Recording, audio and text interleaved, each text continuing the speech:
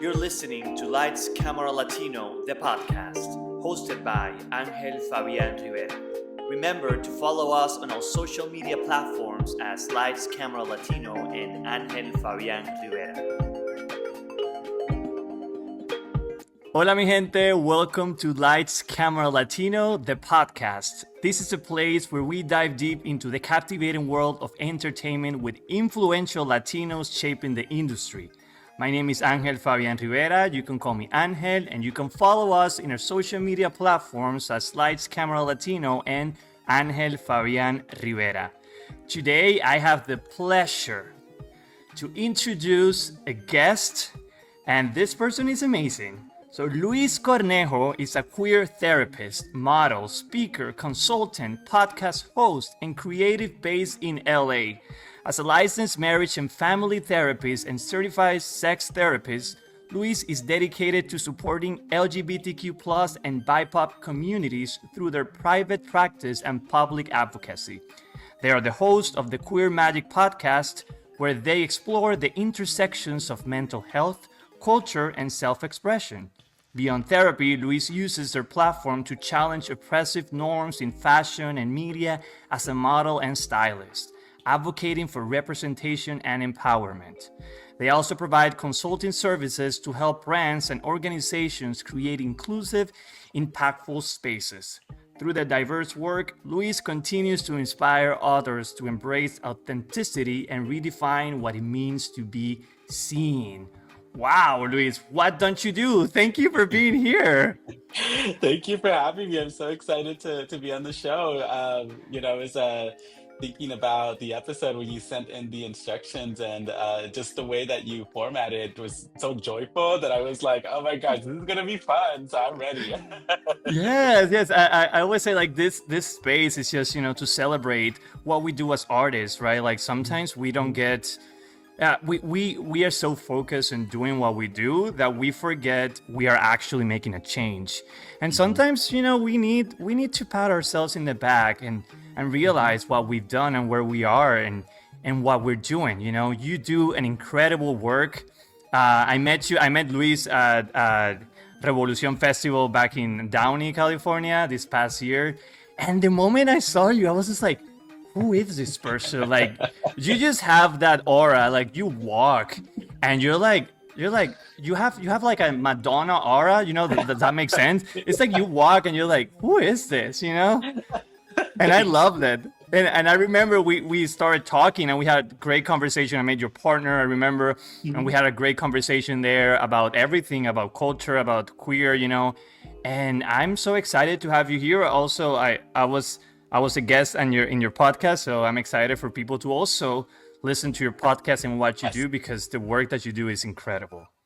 Thank you so much. I really appreciate that. It's so funny you're saying that about being drawn in because I remember when I saw you, the first thing I noticed was how tall you were compared to me, and I think that drew me in because you had such a big smile on your face, and I just felt like you seemed like welcoming. And I remember we connected, and you're right, we did have such a great conversation, and I think that's why I was so excited to have you on my podcast. And then when you invited me on yours, I was like, this is an extension of that, right? That joy that we felt in that moment. I think just seeing each other and not even knowing, right, how we're literally at the opposite Right. end, right, of the country. It's literally crazy. Yeah, and here we are. So thank you so much for having me and for all those Yeah. lovely words. No, thank you. I'm very excited to dive into our conversations. But before we dive into that and what you do, I want to ask you some icebreaker questions, and Sure. you let me know what you think. So, first of all, what's a Spanish slang word or phrase that you think everyone should know? Something that My you gosh. use. It's so funny because Spanish to me, the way that I learned it was always very adult. And I say that because growing up, my parents made sure that I knew Spanish, but it was because it was meant to help them, right? There was a lot of translation going on, a lot of moments where they needed my help. And so I learned a lot of, I think, Spanish from a very interesting way. And I say that because I've gone to Guatemala where my mom's from, I've gone to Mm. Mexico. And people would sometimes say, like, you sound so like I don't know if the word is like educated, or I guess it just seems like you're the words you like. I don't use slang because I didn't learn it. I didn't like learn like how to speak. Like, so I sometimes I'll meet with like people in the community or even like friends, and they speak, and I always hear like the Mexican, right, like the like with the accent. And for me, it wasn't like that. So I try to like think like, what do I say in Spanish? And the only thing that comes to mind were actually words that my mom used that I actually don't. I know they're not Spanish. It was words like escuincle, mocoso, chiquillo. What else did she say? She would call me words, but they were, my mom. So we have indigenous roots, and I know that a lot of the words, even like our last name, my last name is Cornejo, but my maiden name is Iscajo. And when I was growing up, a lot of people didn't know how to pronounce it. They would say, "Is it Ixcajo? How do you say that?" And I'd be like, "Oh, it's Iscajo." I'm like, the X is like an S, and they're like, "Oh, that's not Spanish." I'm like, "No, it's not Spanish." It's not Spanish. And so I think for me, that's why like right now when I'm thinking of words that stood with me, it was more like that, like escuincle, chiquillo, mocoso, that I still use. I'm like, I would tell my partner, "Hey, it's an escuincle." But I love escuincle. I think I remember growing up watching telenovelas and actually hearing that word. Eres un escuincle. And I don't even know what I don't even know if it is indigenous or not. But I found out later on, even with Spanish, right, in Mexico, for example, like the words that we use, like cacahuate, cacatua, aguacate, all of those words are not Spanish. And so I think for me, I always find it fascinating that there were phrases in more on that line that I would hear, like when my mom would be like, "Ay, mocoso, eres un escuincle, no haces caso." And I'm like, okay, like whatever. I remember other words, but I can't think of them. But in Spanish, I would say, I have a friend that I'm very close to, and she'll often say this, and I think we kind of go off each other. But she always tells me like, "Ay, pues wow, qué fresa eres," and like we're like laugh or like, Qué that fresa kind of like eres. that thing, like qué fresa. Like my partner tells me that sometimes too. Es que tú eres una fresa, and I'd be like, "What's that?" That's so like, Mexican, right? That word is very Mexican, right? Like qué fresa. Qué fresa Mexican. eres. Yeah, and I hear it, or even other words like that, like say like dichos que se dicen. But yeah, I think that's the only thing coming to mind right now. No, but I love it. You literally kill me with escuincle and mocoso because it's just like I'm trying to find like a translation for that, but it's so hard. When you even try to define it, it's like what is it? Yeah. What it is? We don't know. We just call little kids. We just call kids escuincles and mocosos. Yeah. Because why not, right? Yeah. Oh my god, I love that, Luis. So the next question. Okay, what's a Latino dish you cannot live without? Oh my gosh, frijoles negros. Frijoles. I was because I was raised Guatemalan. That's the thing, it's funny because whenever I share with people that I'm half Mexican, half Guatemalan, I think sometimes they assume like, oh, you got both cultures. But the reality is that I was raised primarily by my mom's side of the family, and so I learned mostly Guatemalan culture. I had my dad, but even my dad, I swear, he like adopted Guatemalan culture. So he, to me, was pretty much Guatemalan in my head, even though I knew he wasn't, just because he ate the same foods, we went to the same places, we saw the same family members, we visited Guatemala every year. Like I actually had not been to Mexico until maybe 3 years ago when I started to visit. Because my dad, we never went. He didn't connect with his family after he left to the Mexico to come to the U.S. So all he would give us were stories. He would share about my abuela being from Oaxaca and being indigenous. He would share about his life in Michoacan, and he would tell me about being born in Mexico City. But they were literally just stories that I heard. So I think for me, like the food also was never something that was prominent. Like there was Mexican food in my house, but it was like almost like mixed with Guatemalan, like the style. Like it was never like, because my mom didn't cook Mexican food. I mean, she did cook it, but it wasn't like natural to her. So it wasn't like So la comida guatemalteca, we had it all the time. Frijoles negros. We had ¿cómo se llama? Pepián. It's almost like mole in a way, but not really mole. So I know some people will be like, that is not close, but it's not the same. A style, I guess, like a different version. Comida hilachas. What else did she make? She made like carne guisada, like a lot of like Guatemalan food. So for me, the frijoles negros are the ones that stick in my head because that's always a reminder of Guatemala for me because we ate it with everything. We ate tortilla con pan, solos, with queso, with crema, like with aguados, everything. licuados, like literally like everything had black beans. So I ended up like really loving them. So I don't even eat pinto beans too much. I like Really, Guatemalan and it's just like black style I like beans. the black beans. That's crazy. In Puerto Rico, it's the other way around. Puerto Rico, we eat more pinto beans, right? Like any red beans or kidney beans or pink beans.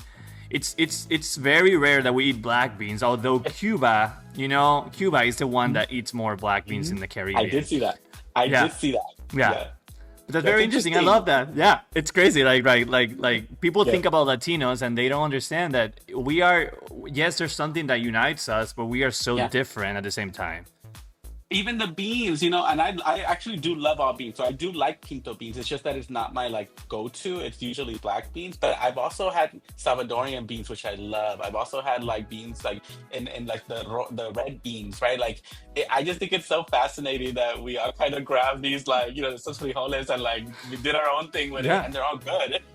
And that's it. And people need to understand that it's when you go to there's not such a thing as a Latino restaurant. When Yeah. people say, "Oh, it's a Latino restaurant," and I'm like, what's that mean? What is a Latino restaurant? It's either Mexican, it's either Guatemala, it's either Puerto Rican, it's either Cuban, Dominican, because everybody cooks different. And that's the beauty of Exactly. it. Exactly. And food is such a love language for so many of Right. us that it's special. And I think that's why it's so important to differentiate and give it and honor it, right, for what it is. Because I know so many people who have not just traditional food, but recipes that are passed down, that they share, that are very meaningful. So for me, that's why when you asked me, the first thing was black beans, because I remember that was the thing that people found the oddest, because most people that I knew were Mexican and most people in school were Wow. Mexican in LA. And so I was the kid bringing the black beans, or even dressing up in the Guatemalan stuff while everyone else was like, oh, like, where's that from? Because they're What's from that? Mexico. And so I Uh-huh. always kind of like was back and forth. And I think for me, that's been kind of like a present day mission of mine has been to reconnect with the Mexican side. And that's why I've Mm. been traveling to Mexico the last 3 years. I've been reconnecting with family. I've been trying to um, just embrace that part of my culture as well because it was present. It just wasn't the loudest. It was the Guatemalans, Wow. like the cousins, and like people like just in my life that were very Guatemalan, very Central American. Yeah, but I do love that you also you didn't grow up with that with your Mexican side, with your Mexican culture, with your Yeah. Mexican heritage that close. But now, as you grew up, you're like, okay, I Yeah. still want to connect with that, and Hmm. kind of like Hmm. diversify yourself because that also Yeah. makes you who you are, Yeah. and that's Absolutely. part of it. And I love that. I love that when two Latino cultures mix together because it's crazy, It's Hmm. you just get so many Yeah. culture in there, and people don't understand that Yeah.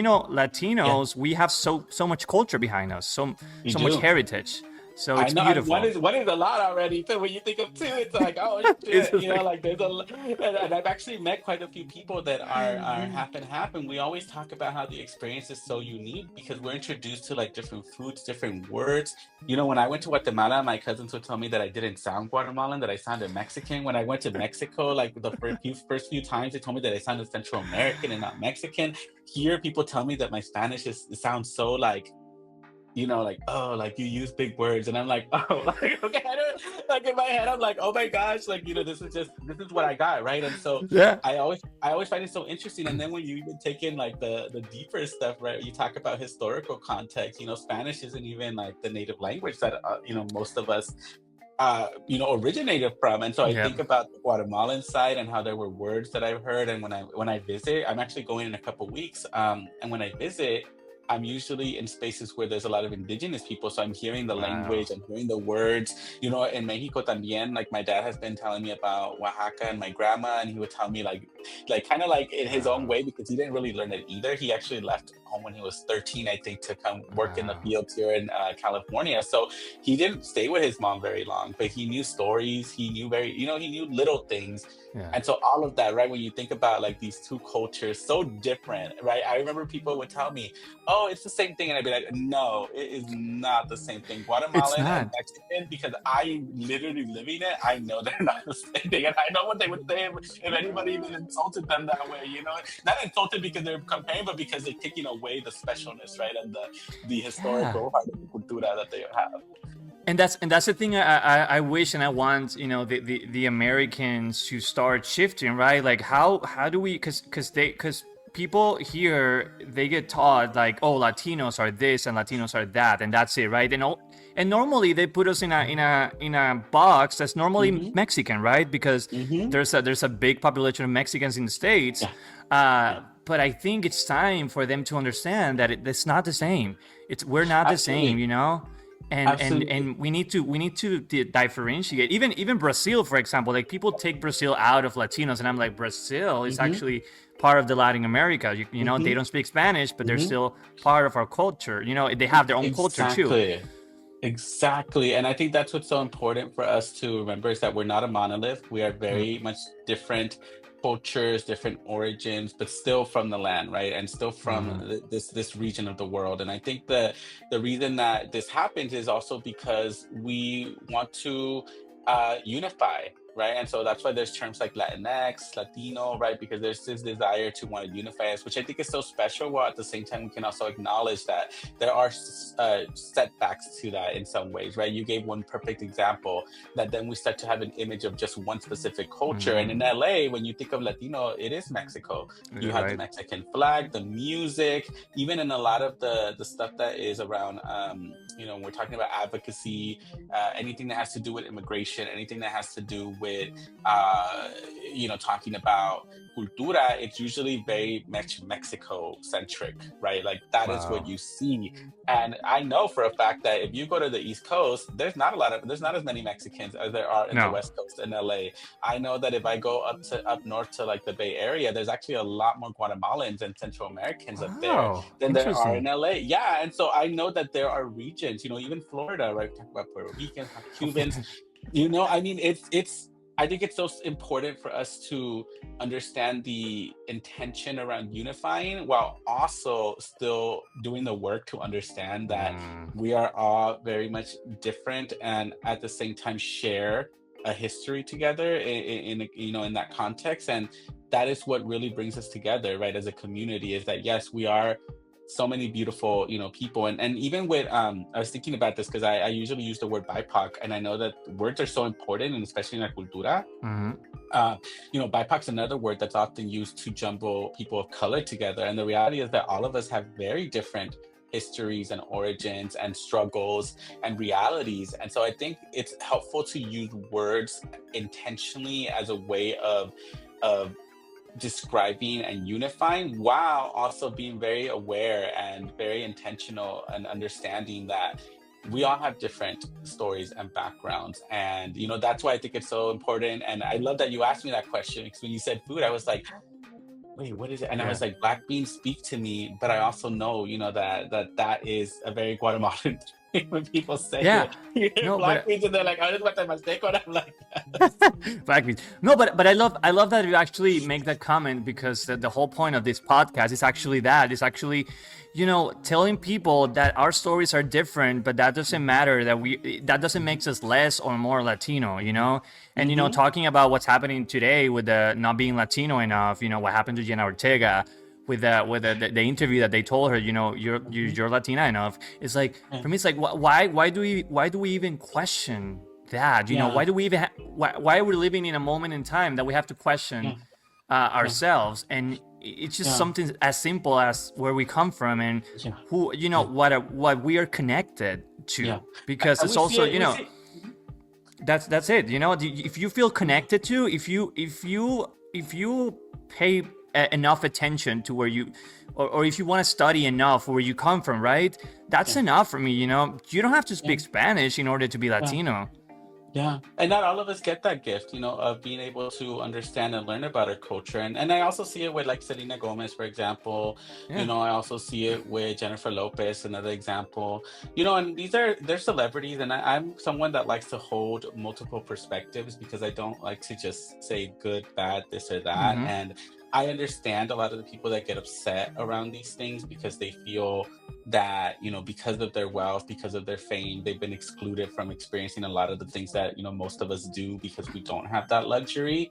Others have Exactly. also been upset about the fact that they didn't have to learn Spanish or have to learn dual languages, and they were able to navigate systems. Other people are upset because they have lighter skin. I mean, Mm-hmm. the list goes on and on and on. And I'm someone that sees people and humans, and I really go by what people put out intentionally and how they show up versus all of these other narratives that most of the time they don't have control over because it is Exactly. who they are.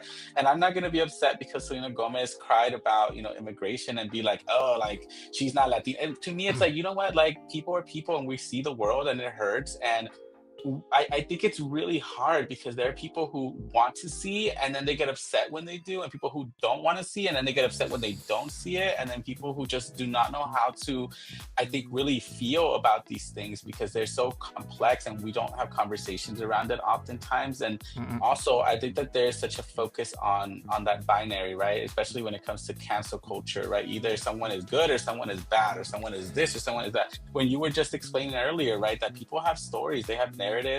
My hope is that they are intentional and hoping to grow and learn, and that is what they're putting out there. I can't sit here and judge people and be like, oh, they're doing it for Yeah. this, they're doing it for that. When I don't know their You don't hearts, know. and for me, it's just really of like understanding that if someone like Selena Gomez is crying about immigration on a platform that she is one of the most followed people in the world, She is. that's It's crazy. helpful. Like I don't want to feel like, I'm not gonna be like, oh, she did this for this. She doesn't have to do it for any of that. She She has. has the She's a money. billionaire. She's a Yeah, billionaire. What else does she need? You know. she has a platform. I mean, a lot of her followers, and to be honest, are white folks. And the fact that she can cry and talk about immigration was a big thing. She went on there and said, I'm hurting for my people. And so, I'm sure there were followers that are very much on the other end of that, but saw her, right? Someone that they love, that they admire, that they want to be like, saying like, I am feeling this. It does hurt. And it was intentional and powerful enough that even, the White House account mocked her and put this whole video out about her crying, which was, just I think a reflection of how every side is going to be nitpick and go about all of this. And for me it's really like we can't center our hearts on people having to live in a unrealistic expectation, like they always have to be this way, they always. It's like, Exactly. no, they're human and they're messy and they're just like the rest of us. And I think celebrity culture has also been something that has really distorted our perspectives of reality, and in new with social media, because it tells us one side of people's stories, and yet Mm. they're people too, and yeah, they may have access and all of this other stuff, but I can't even imagine having to deal with the pressures and Yeah. toxicity and all this other stuff of that world too. So I don't think that any of us are prepared to live in the world in general. Some of us obviously are in very different capacities to handle it, but I do think that we need to at least be more centered on the bigger intention rather than some of the little details we get so hooked on around how things are supposed to be done or who's doing what. And obviously listen, right? Have an open heart, have an open Mm. mind. I mean, we're all learning, we're all growing, and we're gonna have to like listen to the people that are going through this experience because they know better, right? Like I'm not gonna expect someone that's non-queer to tell me about queer issues when I've lived that experience. I'm not gonna expect someone that's a citizen, right, to tell me about undocumented issues when they're not undocumented, they haven't experienced it, and maybe to some degree they have. Like for me, for example, I grew up seeing my parents be undocumented, and the anxiety and the depression and Mm. the worry that they went through, and the years and years and years of not seeing their family. And I was obviously directly affected because Mm. I was their kid. I was a lot of what we call secondary trauma, right, of experiencing these things secondhand, right? Through them, I saw the pain that affected me and made me scared of Wow. being seen, because they would tell us, don't draw attention to yourself, because they're worried about the police, because they were worried about, the government coming for them, because they're worried about being deported. They would tell us to hide when we were in the car, like, I mean, little things Wow. like that that you don't think about, Mhm. but they're there. And so I think that, all our stories matter, and at the same time there are going to be certain people that have the direct experience. And so we just need to honor, have an open heart, open mind, especially in the Latino cultura. I think that we can be very strong Yeah. and stubborn, Mhm. and also very cutthroat when it comes to these things. And like I said, we're all learning. So I do hope that people listening in and tuning in understand, that our culturas are so special and so important and deserve to be honored. While at the same time, we also need to have a little bit more grace and compassion and kindness towards the differences that we have. I love this. I love what you said, because that just tells the person that you are and what you do. Because this is something that you dedicate to, right? Like Yeah. you advocate for us, you advocate for queer and Latinos who are going through struggles. And I love that you mentioned that. And switching gears a little bit, I want to talk about that, because I'm excited to know more about what you do. So you wear many hats, right? You're a therapist, you're a model, speaker, you do fashion, you're a podcast host. How did your journey led you to this intersection of mental health, advocacy, and creativity? How did you got there? It's so funny because it was never part of my, como le dicen, it was never part of my bingo card, my loteria card. Like it wasn't what I didn't grow up thinking I'm going to be a therapist and I'm going to do this work. I actually wanted to be a doctor. And I remember being in middle school and getting so enamored with the idea of helping others.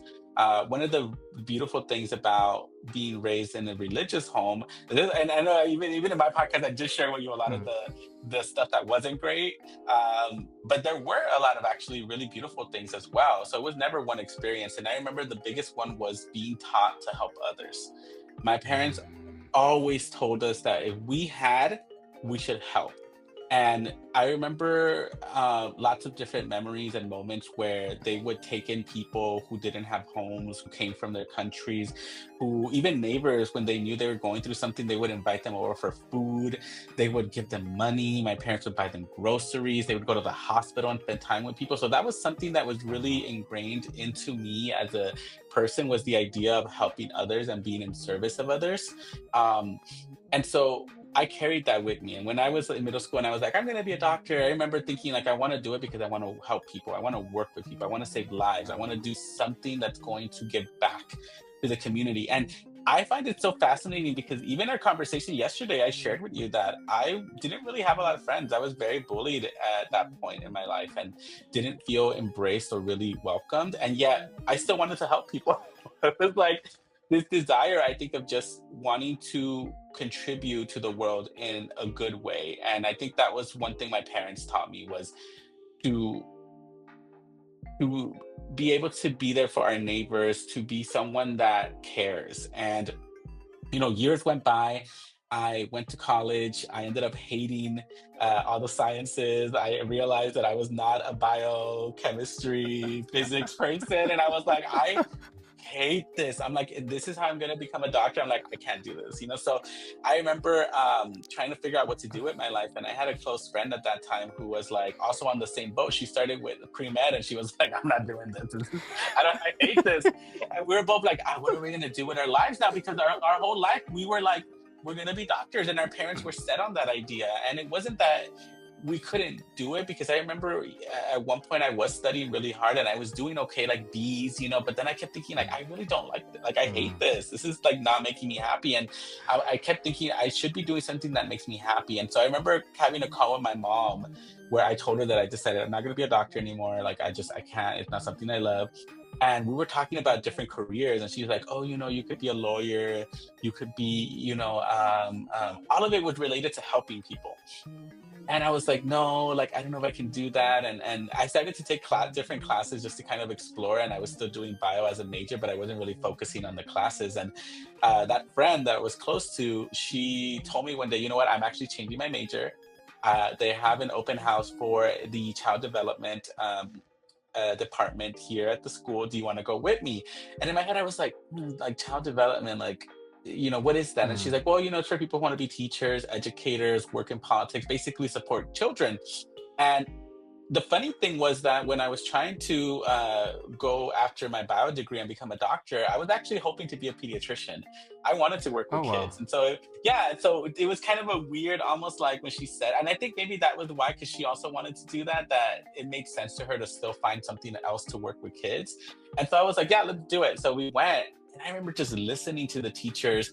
And I thought in my head it was going to be like, oh, like this is how you teach kids. And it was not that at all. It was advocacy. We were talking about things that impact children, not just like all children, but undocumented children, children of color. We talked about policy. We talked about education reform. We talked about socioeconomic status of parents, single parents, psychology of development. And I was just like, oh my gosh, this is speaking to me. This is what I wanted to do when I thought about helping people, and it's not like science. Like I need to learn like, Yeah. it Yeah, like learn all was this stuff. Yeah. it was it was a social science, and I love that because social. I think a lot of people sometimes don't understand that that is a science, right? When you're talking about Hmm. society and understanding people's psychology and development, and their way of being. Obviously, it's not as tangible as understanding water and how water is Exactly. composed of chemicals, but it's still very real. And so, when I was there, I remember just loving it, and I decided to enroll. So I started taking the courses, and I fell in love with it. I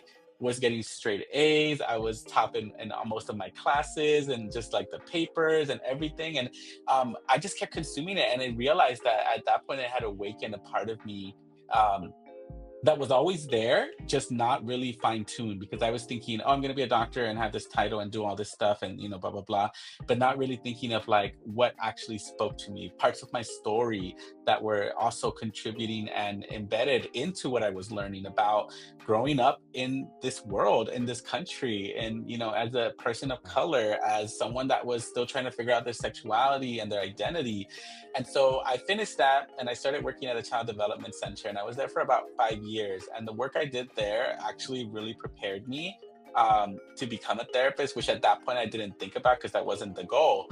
But I was working with parents on advocating, educating them about their children, doing workshops, working directly with kids. So I worked with babies, I worked with toddlers, I observed them, I fed them, I changed them, I, sang to them. I did all of that, really learning about how humans develop. And it was amazing Mm. work. I will say that that was probably one of the most rewarding experiences was seeing children go from newborn to like toddlers to like 3 5 years old, and just seeing Wow. all of the amazing things that they were capable of, the empathy, the intelligence, the kindness, the imagination, I mean, it was really beautiful. And I thought that I was going to do it forever. And I think at one point I realized that the joy I would get was really from working with the parents and educating them and teaching them about, their kids. And I thought, well, what else can I do? And I remember at that time I met another teacher who's now my best friend, and we've been really close for like 13 years, 13 plus years. She was going to school and working as a teacher, and I remember she told me like, you should be a therapist, you should a social, well, Mm. she said social worker because Uh, she was going for social work. And I was like, really, you think so? She's like, yeah. Well, I mean, she's like, there's other stuff. There's social workers, there's LMFTs, there's psychologists, psychiatrists, but I think you would be so good. And I remember that kind of like hit me, and it got like she planted the seed, and I and started you to got that. research. Yeah, I started to sprout, and I Like, started. Yeah, and she was so excited. She loved it. She was happy because I think she saw in me that was something that came natural to me. And so I started to do my research, and I was looking for programs. And at that point, I was living in San Francisco. I had met my partner. We were living together. There were no plans for me to do a master's program, even though I wanted to eventually go back to it. But I think something happened in that moment where I realized this is calling me. Maybe this is what I'm meant to do. And I researched two programs, and it was USC and Cal State Long Beach. And USC it is extremely expensive. And so it's a private school. And I thought, oh my gosh, like, I don't know if I can afford that or how would this look. And then I also saw Long Beach, and I was like, you know what? They have a great program, really high ranked. It's not as expensive. Maybe I should look into it. And so I decided to do my research. And finally, I was like, okay, I'm going to apply to Long Beach State.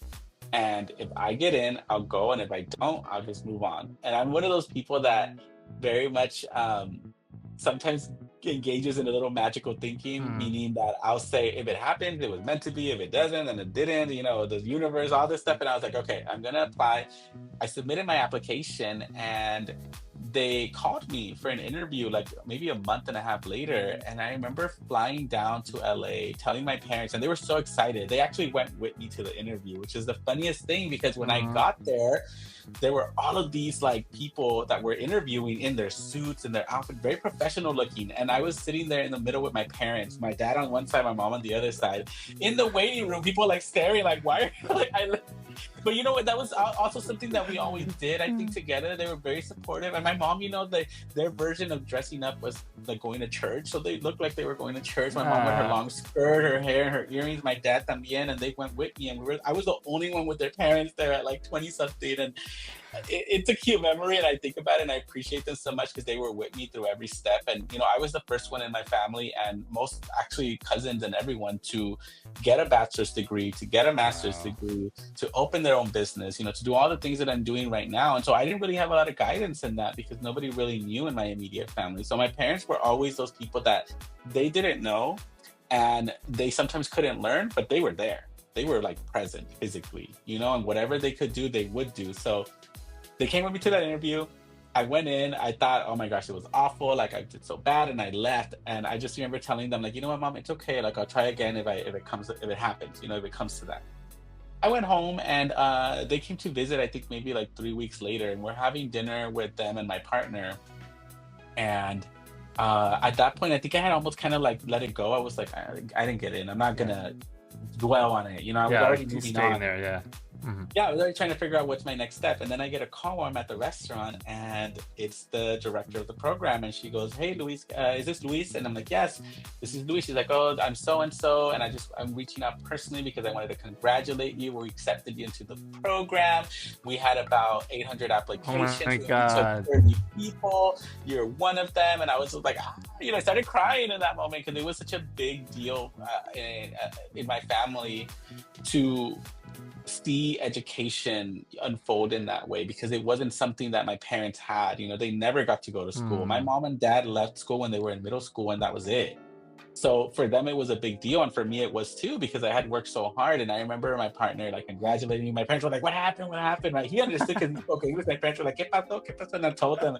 And my mom starts crying. She tells me congratulations. My dad gives me a big hug and says, mijo, I knew you could do it. And he's always been that like very Mexican dad that's been so supportive. And like, he tells me about the struggles and, that he went through, and very much about, you come from this background, like you are a part of, you're strong, and so I remember that moment. And then going into the program, everything just felt so fast to me, honestly, when I think about it, that I remember going into that program and never having been to therapy in my life, and actually being asked to go to therapy because it was part of the program.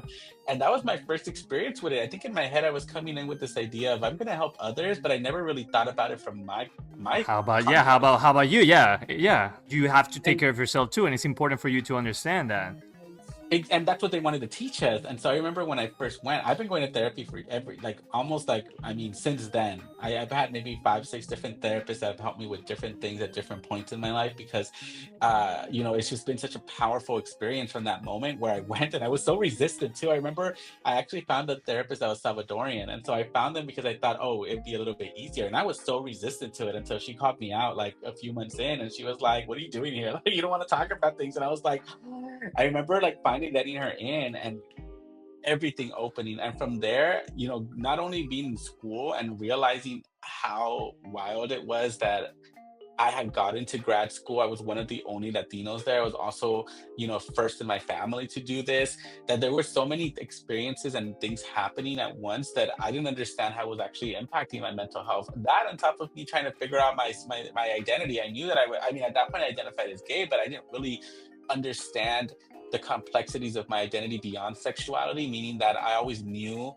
I didn't feel male, female. Like, to me, that didn't resonate. It just didn't fit. And and that was part of the reason why I got bullied so much in middle school, and also part of the reason why I grew up very isolated because there were a lot of people that did not understand. I used to get called Mhm. names or be told that, you're this or that, or don't do this, don't do that, that's too feminine, you're supposed to be a boy, blah, blah, blah.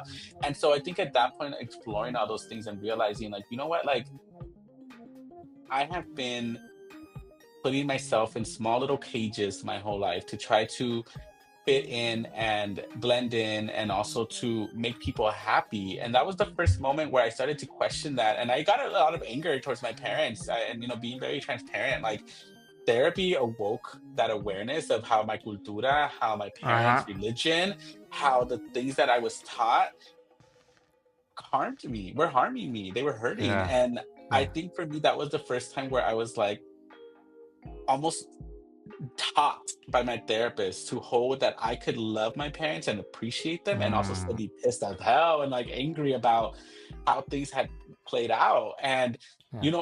I will say that it was very hard at first because my parents were not equipped to have those conversations. And so as I was kind of unlearning and opening my mind, they were confused and they were Mm. afraid and they were also, very resistant to it, to like Yeah. having these conversations. Yeah, no, no, I love your story because it's so particular, and sometimes people think like we always have this thought of like I want to do this for the rest of my life, but actually Mhm. we go through life and discover what we want and what's best for us or not.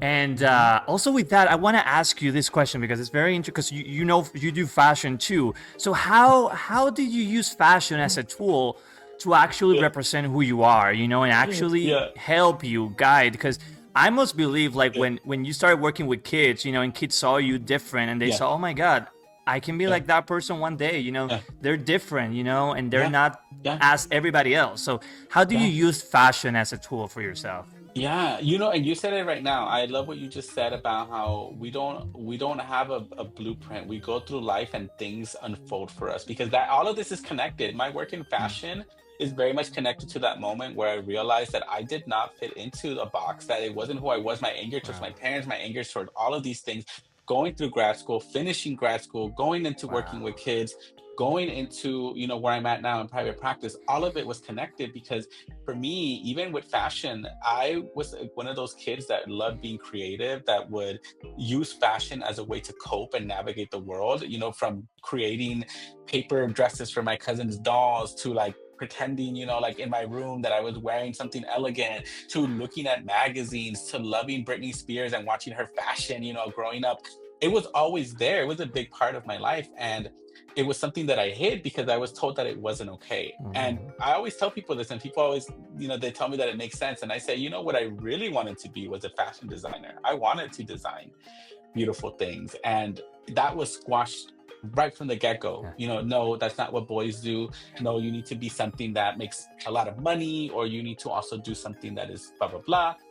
And so, that went out the window for me, but it came up at so many different points in my life. From me learning to make shirts, to me learning to try to sew, to me, I say that because I never did learn, to me doing all of these things, right? And then eventually, when I did become a therapist and I did my work in nonprofits, I did my work in for profits, I decided that I wanted to do my private practice because I had a really awful experience at my last job, which was 4 years ago now in Kaiser Mm. here in Wow. in California. And that was the moment where I was like, okay, yeah, I can't do this. I'm not doing the work that I love because I'm being told to still cage myself in. Mm. So I went into private practice, and this was during COVID, which was I don't know what I was thinking, because it was like probably the hardest time to start a business, but I did. I launched my private practice. I left my six-figure paying job, Wow. and I was like, I'm gonna show up with myself. And the first thing that came to mind was, I need to start dressing the way that I want. And I remember going into Mm. my closet before I started my practice and I left that job, and I got all my corbatas, my ties, my button-up shirt, my pants that I didn't even like, that I didn't actually like, but I wore because I was taught that that was professional. And I dressed like I was going to church because that was all I knew from my parents, because I wasn't allowed to explore. But I got all that shit, I put it in a bag, and I took it to Goodwill. And then, Bye. yeah, and then the adventure started, where I started to really explore my fashion, my style, and I went through different different moments of trying to find things that spoke to me, and it was extremely hard because they were not clothes made for someone like me. I was trying on women's clothes and it didn't feel good. I was trying on Mhm. men's clothes and I hated it because I thought it was boring. I was trying on like combinations and making it my own. And so I went through a journey of, and I think that was also a big part of my healing, was realizing how never felt welcome and felt alienated, not because of who I was, but because the world was not prepared for people like me. It was not ready to hold space and to invite in. And so I had to do that for myself. I had to like create stuff that looked good on me, that I like. I had to experiment with that. I had to experiment with makeup because I wanted to also feel good Mhm. about the way that I looked. I got stares. I got people making comments. I had people saying things to me. And I think for me, the biggest reminder at that point was that I had already spent 30 something plus years doing everything else that Mm. I was told, and it's still getting rejected and mistreated and not loved and told that I was this or that. And then at that point, it was like, well, I've already been hurt. And it's so funny to say this, but when I think about it, I don't get hurt as easily because I already know what that's like. I Mhm. was hurt as a young kid. I was already told that all of these things were not okay. That at this point in my life, it's like, I don't care. I don't care what you think. Like, this is Yeah. not about you. I Yeah. hold space for you to be a human being, and I'm not going to dim myself down because you don't understand. And you're not, maybe you just are not meant to understand me, but I understand me. And so fashion became such an integral part of that work. And as I was doing my therapy work, it coincided, it intersected, because there was this part of my work where I was realizing that I was seeing myself in my clients. I was seeing my story repeated through the queer folks that had come to my practice because they started to see me. And I just let it be. I let it become something new. I told myself, I think out of anger too, a lot of rage, that I had never seen anyone that looked like me or that I could connect with in fashion or in Hollywood. And I thought, well, I'm not going to wait for these people to invite Yeah. me. Like, I'm going to do this myself. And I started to do it. And it was very lonely for a few years on Hilly because, now people will tell me, oh my gosh, I see you everywhere. Oh my gosh, Luis, even what you said, the confident walk, that stuff that wasn't there. I had to really work to get to a place where I didn't have to worry about if other people saw me. I just had to worry about me showing up the way I wanted to be seen. And that took so Yeah. much work, No, so much work to get there. I love that you mentioned that, and I love that you always say "see me," but not see me as what you dress, see you as who you are. And I think that's so important today. Even me, that's something that I've really worked through these last years. It's been very hard on me, like trying to even find like how do I wanna, what fashion do I want to dress? Like, what do I want to put on myself? How do I actually feel comfortable? And it's something that it's a process and it's a journey, right? Like Yes. finding your own voice, and that is part of it. And it is so important to do that because it's like you say, like you live 30 plus years being someone else, and you were still rejected. So you know what? Fuck them all. I'm gonna say it. You know what? If you're gonna do what you want and what makes you happy, but it's Yeah. also a process. It's also a journey. Yeah. You develop that tough skin, which I Yeah. believe a lot of us Yeah. queer people develop through the Yeah. years. Yeah. But it's also so important because it tells you who the person is. Mhm. It's fashion. It's more, and I wish more people understood that fashion is more than just dressing as whatever it's on brand or not. Mhm. Whatever. Mhm. It's just Uh-huh. showing who you are, and Yeah. and It's a it tool. reflects your soul. Yeah. It's a tool. It's armor. I've learned to also in the fashion, because fast forward now, I'm working with amazing designers. Been paid to walk in shows. I've had my experience in doing this, and gotten to be in the industry in a lot of different capacities. And I've learned to also incorporate my cultura. For example, I have this really Mm, beautiful gown, captain that one of my friends made, and they put the Guatemalan fabric on it because I wanted people to that's know that not beautiful. only was I elegant, but I'm Guatemalan. And Hmm. to me, fashion is a lot more than clothes. And when it's done intentionally, it really is activism, right? It's really us representing ourselves. And this goes back. predated before us. I mean, indigenous people in like other spaces, they had their colors, they had their feathers, they had their symbols, they had their outfits.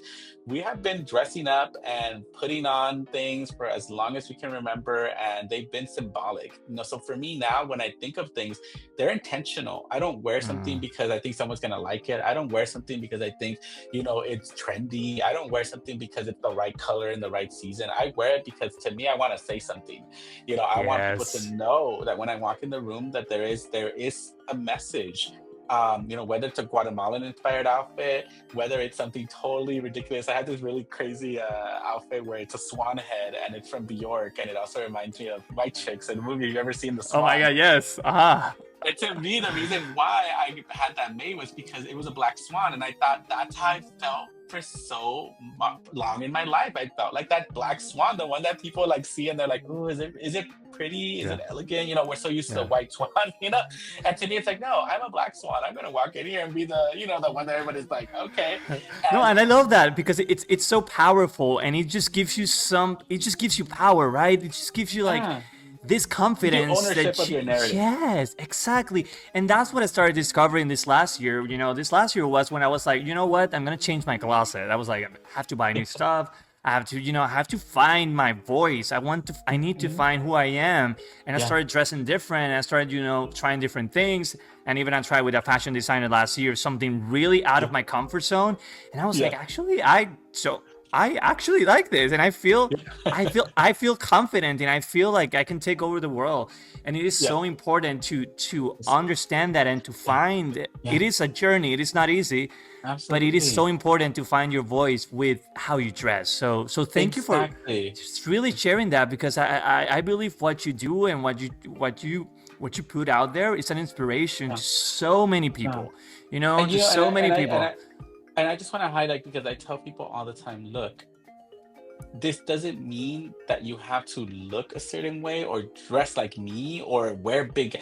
This is about how you want to be seen, how you show up in the world. I'm like, even in the smallest ways, if you wear something, because it represents something for you, even a color, that already tells people, right? They see it, they connect to it. Because I've had so many people stop me on the street and just be like, I just want to let you know that when I saw you, you made me smile, and you brought me so much joy, and it reminded me of this, or I thought about that, or I just see you, the confidence. And I tell people, this wasn't something that I mean, it was maybe in there because I know that for me, even as a kid, like I wanted to be seen, but it wasn't something that came Yeah. easy because there was a real fear around what it meant to be seen and how people would react. And I have gotten both. I've gotten the wonderful, beautiful, the man, nobody like really anything. And then I've had the people who were like just anger and like rage Mm, for seeing me. And so I tell people, like, fashion, clothing, we have to wear it. I mean, that's a part of society, but how we do it, why we wear it, and how we also embrace that is all on us. It's our narrative, because we own our bodies. We get to decide how we would like to dress it, decorate it. And like you said, it's armor, it's a reflection of yeah. us, it's intentional.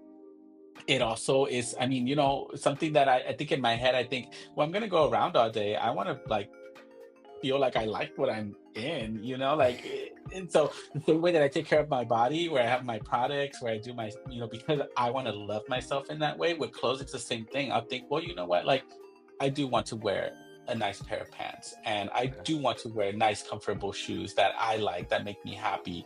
And I've learned that even with fashion, right, and mental health, like there's other elements to it. Colors can really help people with mood, patterns, textures, like even this, like sometimes I just like touch it because it makes me Mm. feel like something, like it almost makes you feel grounded. And so there's lots of functions to it, and we've been doing it forever. So I think that it's just something that people can utilize as a tool, because at the end of the day, there is a big difference between people being able to buy expensive outfits and dressing up, and then people who actually know style and actually know Exactly.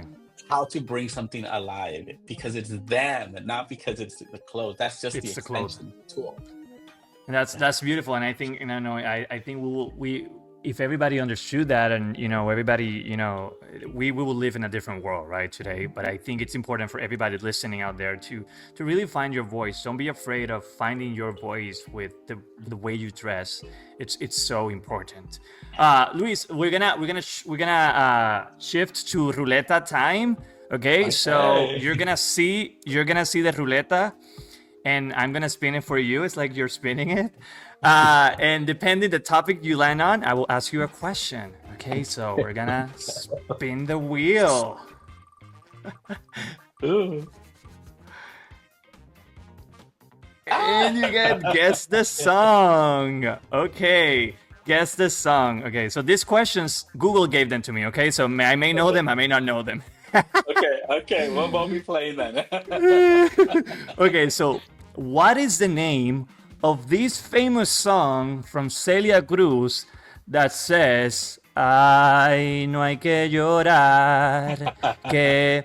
La vida es And I'm un not gonna. carnaval. You said. That's my job. No, that's my job. It's so You said it. I love it.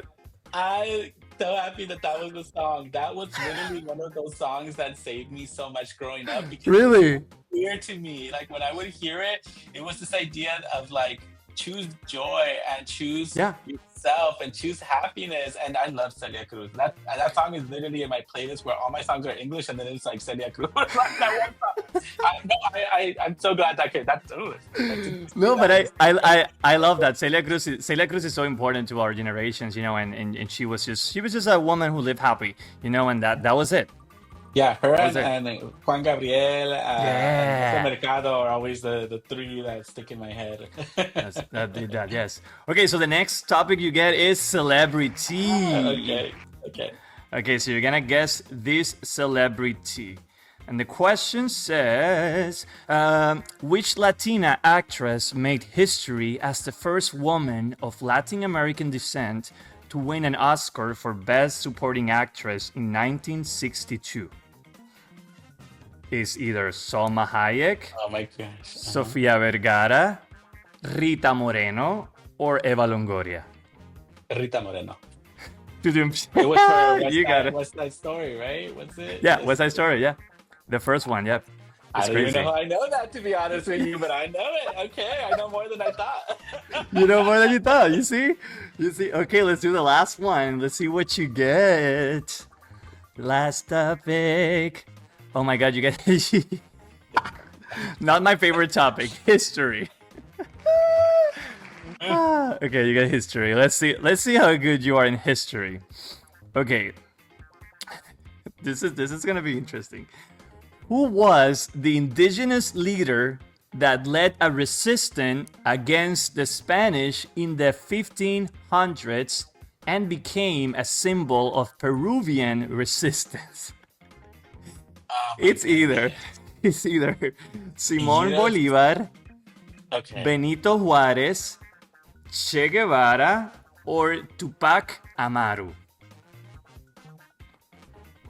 I'm gonna Peruvian say it's between the resistance. first or the last one. I know that much.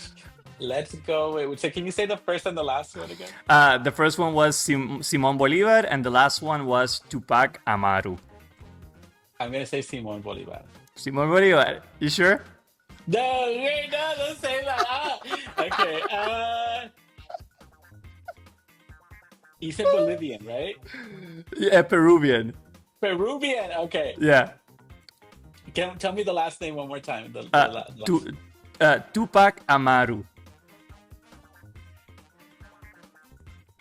Okay, I'm gonna go with that one. The last one. You wanna wait that one? Yes, that's it. You got it. Oh my god! You know, it's so funny. I actually love history. I love history. Really? That was one of my best subjects in high school, and then when I went into college. But the only thing is that we never, at least not in California or the U.S., you don't really get taught the history from like the cultural aspects, right? It's usually European history. So I was really good at European history, and I had to go on and learn about Latin American history on my own in college. So I'm actually surprised that like I was like I know who the first three are, and I know they had nothing to do Yeah. with Peru, and I also know so yeah, process of elimination as they say. And that's the important thing. That you process of elimination. That's elimination. But I love that you the first your first instinct was either the first or the last one, because you were like, okay, these are closer to that. I Yeah, love that. So you got 3 out of 3. Love that, Luis. Thank you for playing the game. yeah, thank Okay, you. so Luis, thank you. Really, I appreciate what we've talked about today. It's so important for people to hear your story. And before we finish this interview, this podcast, I want you to give a piece of advice to all those queers who are in the entertainment industry, no matter what they do, right? But what piece of advice can you tell them to when it comes to mental health, self care, and finding who you are? I think that the biggest thing that I've learned in the last 3 years that has been the most helpful, and I want to offer it to people, is if people are meant to see you and work with you and embrace you and support you, you will know it. And if they're not, then they're not meant to be. Move on, because there will be so many other people that do. I think that sometimes we get stuck in the scarcity mentality that if we miss out on one thing, it means it's done or we're never going to get here or there. But the truth is that sometimes people they're not able to see us. They don't have the imagination. They don't have the understanding. They don't have the capacity. And so I don't waste time with that anymore. I move on to the people that can see me, even if they're not as big, even if whatever, but those people are also creating. And people, you never know. You may be working with someone just because you thought, oh, they're starting off. And then one day you see them up there. And it's because, like I said, there are people who see and understand potential and beauty and creativity, and there's people who are jaded. And so for me, that is what I encourage folks who are out there in this industry is, if they don't see you, if they can't understand you, if they don't value it, move on. Don't waste your time. Find the people that do, because eventually they'll probably come back, because I've had that happen to me so many times. And you won't waste your time. You'll realize that what you offer is something that certain people will see, and you'll grow no matter what. I love that. I love that piece of advice, because I think it's, we go through life and we want to complacer, right? We want to complacer people and make them happy. But at the end of the day, are you making yourself happy? And I think we should come first than anything else. And I think that's very hard to understand, especially in this industry where we are so used to saying yes to everything. But when we have to actually sit down and realize, oh wait, why am I saying yes? Does it actually aligns with my beliefs, with who I am, with who I wanna, put out Mhm. there? Are they And I think, valuing me? Are they yeah, seeing me yeah, too? are they seeing me? Are they Yeah, giving back? Right? Yeah. and that's a lot of work. That's something that again I keep adding these things, because in myself, this work has been very hard for me, like to actually understand it and to do it, to actually say no, to actually why, to actually it's so important to know who we are, Yeah. and it's so Yeah. important to keep that in mind every time we do something, we do anything. Yeah. And yeah, so thank you, Luis, for actually being here, for saying that, Nice. telling that advice. Before we leave, where can people find you? Where can people, and I know you do your private practice, where can people reach out to you, if they Yeah. need help, if they're looking for anything? So yeah. Yeah, no problem. So I'm on Instagram. That's the biggest platform that I use. And my screen name there is at Luis, Luis underscore VTHEE, like Megan Thee Stallion, and then another underscore, and LMFT. And so you can find me on there. And then all my links are on there. My website is www.luis-cornejo.com, where people can see my work modeling, me on the runway, my speaker work, my styling work, if they want to work with me. And then my private practice website is www.psychosocialtherapy.com. And I provide virtual services throughout California. So you have to be a resident of California to work with me, but it doesn't matter where. You could be up north in San Diego, in Bakersfield, wherever. But as long as you're in California, we can work together. And I do provide individual services, and I specialize in queer and BIPOC mental health. And my practice is 100% queer and BIPOC. So that is a big joy for me. So if someone is interested, they can always reach out. Perfect. Thank you for that, Luis. And I want to give you, I always like to, when I have my guests here, like I want you to understand how much you mean to all of us and how much you inspire all of us, because the work that you do, who you are, it just shows, and it's something that I wish people would see and understand more, that you're just being who you are, and you're just happy, and finding happiness is hard. And I love that you found your happiness and you're practicing it, and you are teaching and helping others to find their happiness as well. And I want to thank you for being who you are. I want to thank you for not being afraid of being yourself. And I know it wasn't easy to get to where you are today, but it's a journey that definitely inspires all of us to really be open to that. So really thank you for that, because I know you get a lot of heads when you walk, and I love that, either positive, negative, and no matter what, you go through it, and you go through life being yourself, and I love that. So really, I appreciate that. Thank you, and you inspire all of us. Thank you so much. I appreciate you having me on here to share my story and to talk about, this really important topic. And, to everyone out there, I hope that you take something from our conversation today and, maybe let it make your world a little bit brighter. Thank you, Angel. Amen to that. Thank you, everybody, for listening to Lights Camera Latino, the podcast. Be sure to follow us on our social media platforms, Lights Camera Latino. And I always like to end a podcast with this message. When life knocks you down, levántate con más fuerza, keep fighting. Hasta la próxima. Thank you, Luis.